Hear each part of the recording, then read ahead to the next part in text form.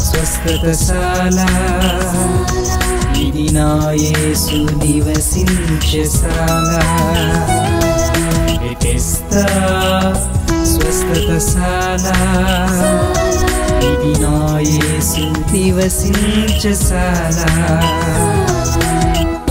ఆదరణ లేక అల్లాడిపోయే నెమ్మది లేక నలిగిపోయే వారికి ఆదరణశాల.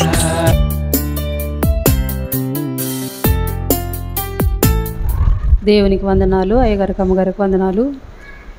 నా పేరు మేరీ, నా దారేకల్లు. నా సాక్ష్యం ఏమంటే, నా పిల్లలు ఎగ్జామ్ రాస్తుండగా పోయిన సంవత్సరం ఈ సంవత్సరం ఇక్కడ శనివారం ప్రేయర్ జరిగేటప్పుడు నేను పెన్నులు తీసుకొచ్చి అమ్మ ఏసు రక్తం ప్రార్థన నూనె వేసేటప్పుడు వేసుకునేదాన్ని.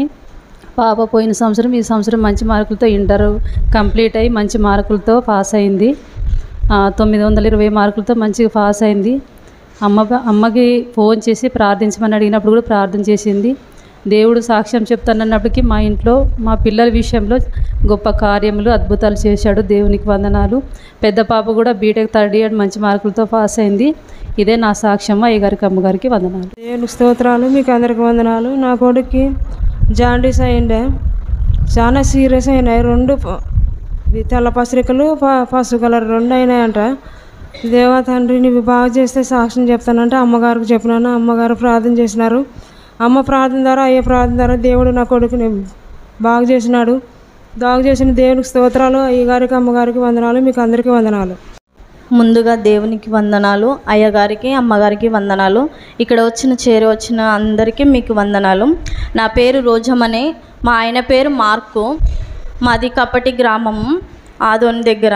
3 రోజులు ట్యాబ్లెట్లు వేసుకున్నా కానీ ఆయనకి ఏం అస్సలు తగ్గడం లేదు. ఆయన నీరసం అయిపోయినాడు. శనివారం ప్రేయర్లో ఒక్కదాన్నే వచ్చినాను. నేను ఆ రోజంతా ప్రేయర్ మా ఆయన కోసము చేసినాను. ఆ రోజంతా అస్సలు ఆయనకి దగ్గే రాలేదంట. మళ్ళీ రాత్రి వచ్చి చెప్పినాడు. అమ్మగారు ప్రేయర్ ఆయిల్ వేసినప్పుడు అది నేను కొంచెం తాగి పోయేంత వరకు మధ్యలో వరకు నేను ఏసు రక్తం మేజ్జేయం నైనా నేను సాక్ష్యం చెప్పుకుంటాను, మా ఆయనకి ఈరోజు దగ్గంతా నువ్వు తీసివెళ్ళనైనా అనుకొస్తని నేను ప్రార్థన చేసుకుంటూ సిలువలు వేసుకుంటే వెళ్ళాను. తర్వాత ఇంటికి వెళ్ళిన తర్వాత రాత్రంతా అస్సలు దగ్గే రాలేదండి. మళ్ళీ ఎర్రగా ఉంటే నేను మళ్ళీ ఏం చేసినానంటే మా ఇంటి దగ్గరికి రాళ్ళు తీసే వాళ్ళు వచ్చింటే నేను రాళ్ళు తీపిచ్చిన. అవి నొప్పులు ఉన్నాయి అనుకోసని అవి ఇంత నొప్పులైనవి. నన్ను తిట్టుతూనే ఉన్నాడు మా ఆయన. ఎందుకు నువ్వు అస్సలు నాకు వద్దంటే కూడా నువ్వు తీపిచ్చినావు అనుకోసని తిట్టినాడు. కానీ నేను యేసయ్యా నేను నీ సన్నిధిలో సాక్ష్యం చెప్పుకుంటాను. యేసయ్యా నీ రక్తముతో ఈయన కన్నులన్నీ కడిగి వేయండి అని నేను ప్రార్థించాను. రోజు 3 రోజులు మాత్రమే నేను కండ్లు పైన మాత్రమే సిలువలు వేసినాను. ఆ సిలువలు వేసిన తర్వాత ఆయన కనులు 2 తేటగా అయినవండి. దేవునికి స్తోత్రం. నూనె రాశాను.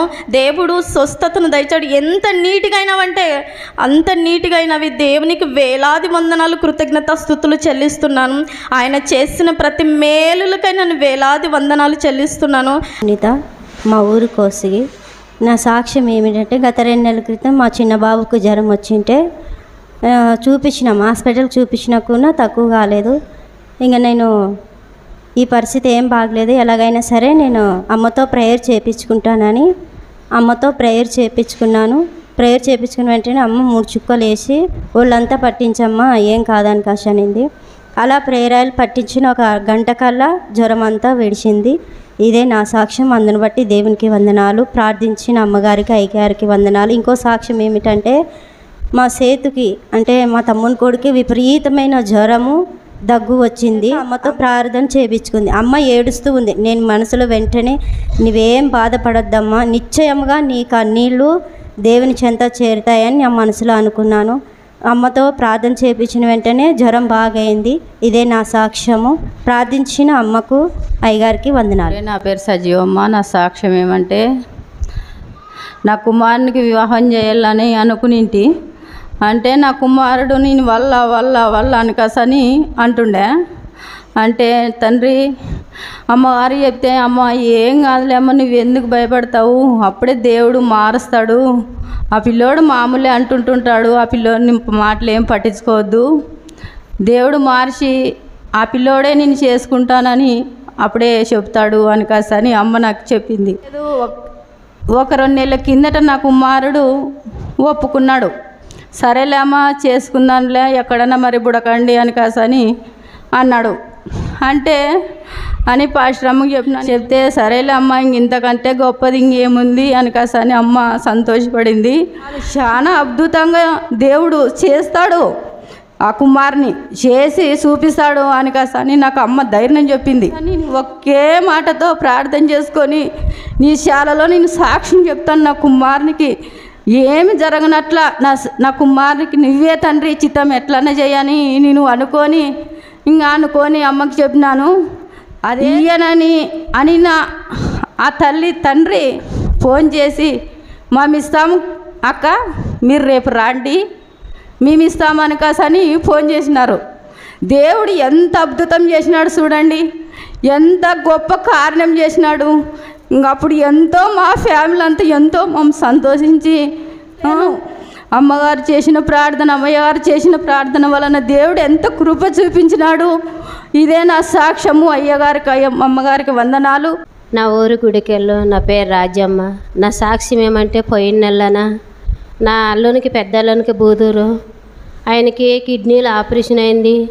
ఆపరేషన్ అంటే 3 దినాలని పోవాలని చెప్పినారంట. పోవాలని చెప్తే మరి నొప్పి బ్రహ్మాండంగా నొప్పి అయిందంట. నొప్పి అయ్యి మరి ఇంకా 3 రోజులు ఉండాలని చెప్పినారు. చెప్తే నేను శనివారమే వెళ్ళాను. అక్కడ వెళ్ళి ఏమత్త వచ్చినావంటే వచ్చినాను. అప్ప ఏమో బాగుందంటే అత్త చాలా నొప్పి ఉంది అత్త, నాకు భరించలేని నొప్పి ఉందంటే ఏం కాదులే అప్ప, ఈరోజు అమ్మగారికి ఫోన్ చేద్దాము, అమ్మగారితో ప్రార్థన చేయించుకుందాం, బాగా అవుతుంది, నువ్వేం బాధపడద్దు, నీవు దేవుని మీద విశ్వాసం వల్ల నువ్వు మోకాళ్ళ మీద ప్రార్థన చేసుకుంటే బాగా అవుతుంది, దేవుని మీద నమ్మకం పెట్టుకో, అమ్మగారితో ఫోన్ చేపిస్తాను. 2 రోజులు ఆదివారం శనివారం అక్కడే ఉండి ప్రార్థన చేయించాను, బాగా అయింది. ఇదే నా సాక్ష్యము. నాది కూలూరు. నా పేరు విశ్రాంతమ్మ. నిన్న రాత్రి చాలా నెత్తి నొప్పి లేచింటే అమ్మగారికి ఫోన్ చేసి ప్రార్థన చేయించుకున్నాను, నెత్తి నొప్పి బాగా అయింది. అదేవిధంగా నా కుమారునికి ఒంటికి ఎర్రగా వస్తుండే, వానికి నార్మల్ రిపోర్ట్ వస్తే సాక్ష్యం ఇస్తాను అనుకునేంటి. మరి అమ్మగారు ప్రార్థన ద్వారా రిపోర్ట్ నార్మల్ వచ్చింది. ఇదే నా సాక్ష్యం. దేవుడి